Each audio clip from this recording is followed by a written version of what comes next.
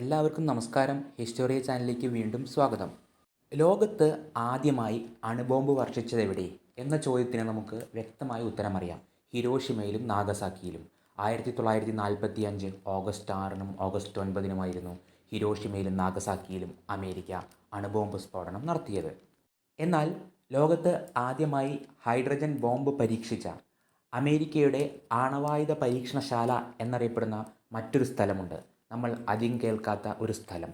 പവിഴപ്പുറ്റുകൾ കൊണ്ടും ലഗൂണുകൾ കൊണ്ടും ഏറെ സുന്ദരമായ പസഫിക് സമുദ്രത്തിലെ മാർഷൽ ദ്വീപുകളായിരുന്നു അമേരിക്കയുടെ ആണവായുധ പരീക്ഷണശാല. 1946 മുതൽ 1958 വരെയുള്ള 12 വർഷങ്ങളിൽ അമേരിക്ക നടത്തിയ അണുവായുധ പരീക്ഷണങ്ങളെക്കുറിച്ചും ആ അണുവായുധ പരീക്ഷണങ്ങൾ എങ്ങനെയാണ് ഒരു സുന്ദരമായ ദ്വീപസമൂഹത്തെ നാശത്തിലേക്ക് നയിച്ചത് എന്നതിനെക്കുറിച്ചുമാണ് ഇന്നത്തെ വീഡിയോ. പസഫിക് സമുദ്രത്തിലെ ഒരു ദ്വീപസമൂഹമാണ് മാർഷൽ ഐലൻഡ്സ്. രണ്ടാം ലോകമഹായുദ്ധത്തിൻ്റെ സമയത്ത് ജപ്പാൻ്റെ കീഴിലായിരുന്ന ഈ പ്രദേശം യുദ്ധാനന്തരം ഐക്യരാഷ്ട്രസഭയുടെ ട്രസ്റ്റിഷിപ്പ് കൗൺസിലിൻ്റെ അധീനതയിൽ വന്നു. ഒരു ട്രസ്റ്റ് പ്രദേശമായി ഈ സ്ഥലത്തെ പിന്നീട് നിയന്ത്രിച്ചത് അമേരിക്കയായിരുന്നു.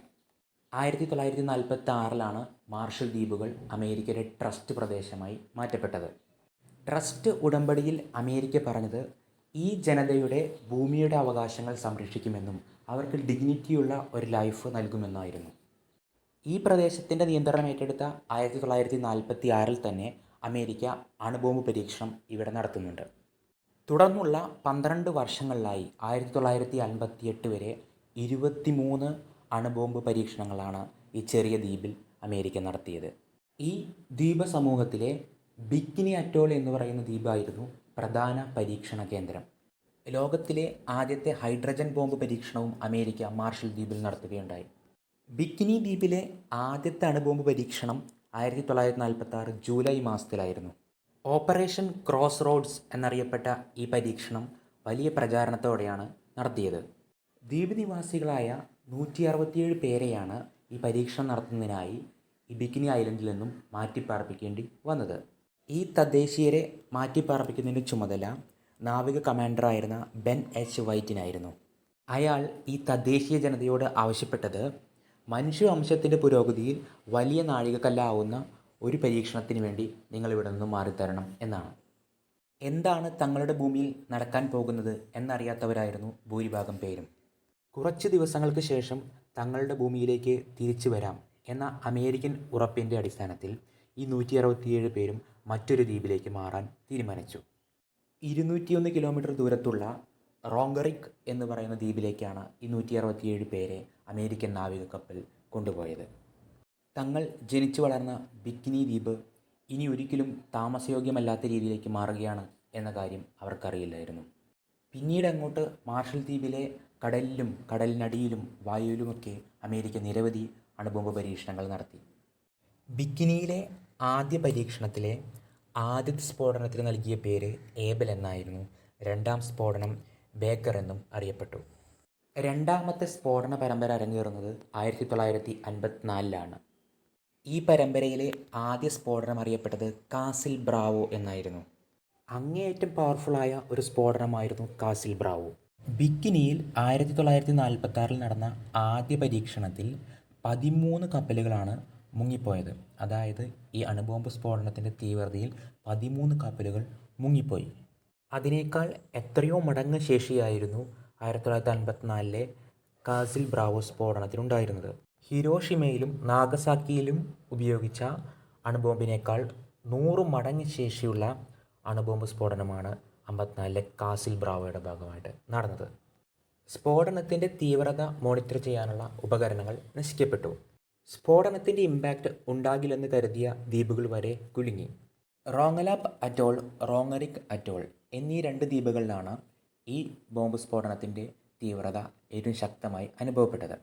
ഈ ദ്വീപുകളിലെ മണ്ണും വായുവും വെള്ളവുമെല്ലാം വിഷലിപ്തമായി. അവിടുത്തെ മനുഷ്യരും ഇതിൻ്റെ എല്ലാം ഇരകളായി മാറി.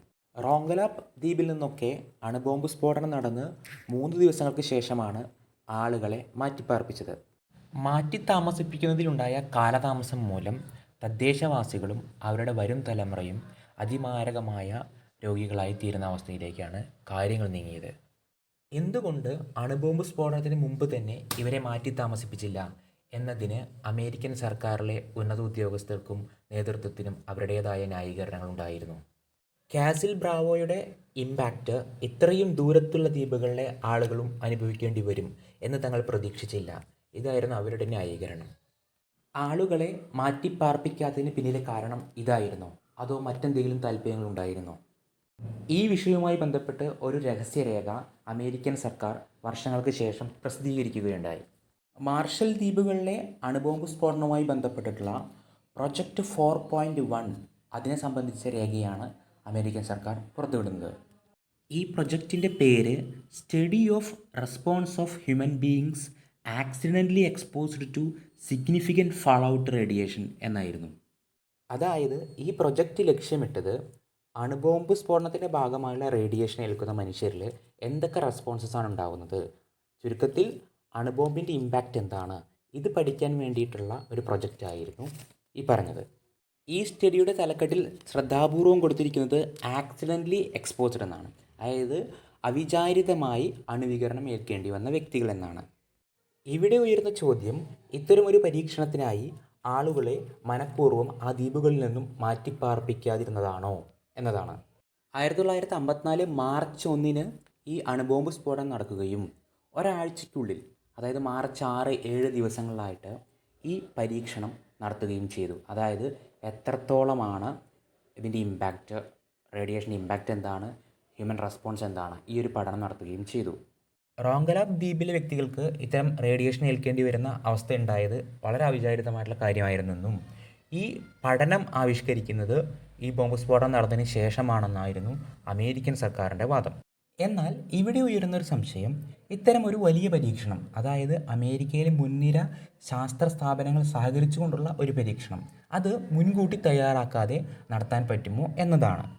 അതുമാത്രമല്ല, ഇതിനു മുമ്പ് 1946 നടന്ന പരീക്ഷണത്തിൽ എത്രത്തോളമുണ്ട് അണുവായുധ ബോംബ് സ്ഫോടനത്തിൻ്റെ ഭാഗമായുള്ള റേഡിയേഷൻ്റെ ഇമ്പാക്റ്റ് എന്ന് പരിശോധിക്കാൻ വേണ്ടിയിട്ട് പക്ഷികളെയും മൃഗങ്ങളെയും ഒക്കെ ഉപയോഗിച്ചിരുന്നു. മൃഗങ്ങളെ ഉപയോഗിച്ചുള്ള പരീക്ഷണത്തിൻ്റെ അടുത്ത ഘട്ടമോ അല്ലെങ്കിൽ തുടർച്ചയോ ആയിരുന്നിരിക്കില്ലേ ഒരു പക്ഷേ മനുഷ്യനിലുള്ള ഈ പരീക്ഷണം? 100% ഉറപ്പിക്കാവുന്നൊരു ഉത്തരം ഇനിയും അകലെയാണ്. എന്തായാലും ഒരു കാര്യം ഉറപ്പാണ്, ഈ പരീക്ഷണം അണെത്തിക്കലായിരുന്നു പലപ്പോഴും. കാരണം പലരുടെയും സമ്മതമില്ലാതെയാണ്, അല്ലെങ്കിൽ അവർ എന്തിനാണ് തങ്ങൾ വിധേയമാക്കപ്പെടുന്നത് എന്നറിയാതെയാണ് ഈ പരീക്ഷണങ്ങൾക്ക് നിന്നത് എന്നതാണ്. എന്തായാലും 54 ശേഷം 2 തവണ കൂടി മാർഷൽ ദ്വീപുകളിൽ അണുബോംബ് സ്ഫോടന പരീക്ഷണം അമേരിക്ക നടത്തുകയുണ്ടായി. 1956 ഓപ്പറേഷൻ റെഡ് വിങ്, ഒപ്പം തന്നെ 1958 ഹാർഡ് ടാക്ക് ഓപ്പറേഷൻ. 1958 അമേരിക്കയുടെ അണുബോംബ് പരീക്ഷണങ്ങൾ മാർഷൽ ദ്വീപിൽ അവസാനിച്ചു. എങ്കിലും ഒരു ട്രസ്റ്റ് പ്രദേശം തന്നെയായി ഈ ദ്വീപസമൂഹങ്ങൾ തുടർന്നു. ഇതിനിടെ പല സമയങ്ങളിലായിട്ട് ബിക്കിനി അറ്റോളിലേക്കും റോംഗലാബ് അറ്റോളിലേക്കൊക്കെ അവിടെ നിന്നും മാറ്റിപ്പാർപ്പിക്കപ്പെട്ട ആളുകൾ തിരിച്ചു വരാൻ ശ്രമിക്കുകയുണ്ടായി.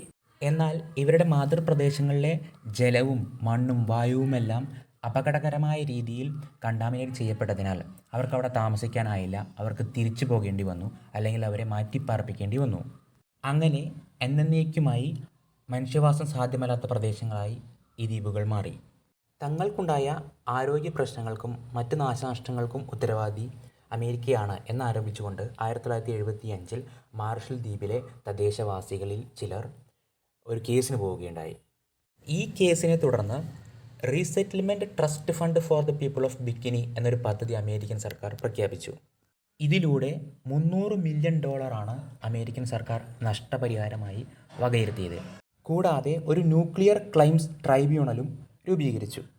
2001 ഈ ട്രൈബ്യൂണലിൻ്റെ വിധി വന്നു. അത് US എതിരായിരുന്നു. ഈ ദ്വീപുകളെ സംബന്ധിച്ച് പറയുകയാണെങ്കിൽ അവ വാസയോഗ്യമല്ല എന്ന് ഐക്യരാഷ്ട്രസഭ തന്നെ സാക്ഷ്യപ്പെടുത്തിയിട്ടുണ്ട്.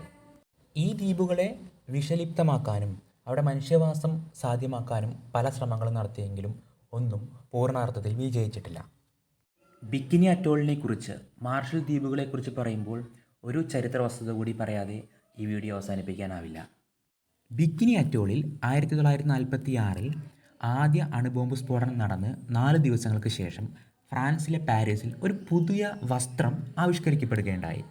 ഫ്രഞ്ച് ഫാഷൻ ഡിസൈനറായ ലൂയിസ് റിയഡ് ആവിഷ്കരിച്ച ആ ഡ്രസ്സിൻ്റെ പേര് ബിക്കിനി എന്നായിരുന്നു. ആധുനിക ബിക്കിനിയുടെ ഉദയം അവിടെ നിന്നാണ്. ഒരു ഡെവാസ്റ്റേഷൻ ഒരു ഫാഷനായി മാറുകയായിരുന്നു. മറ്റൊരു വീഡിയോയുമായി വീണ്ടും കാണാം. ബൈ.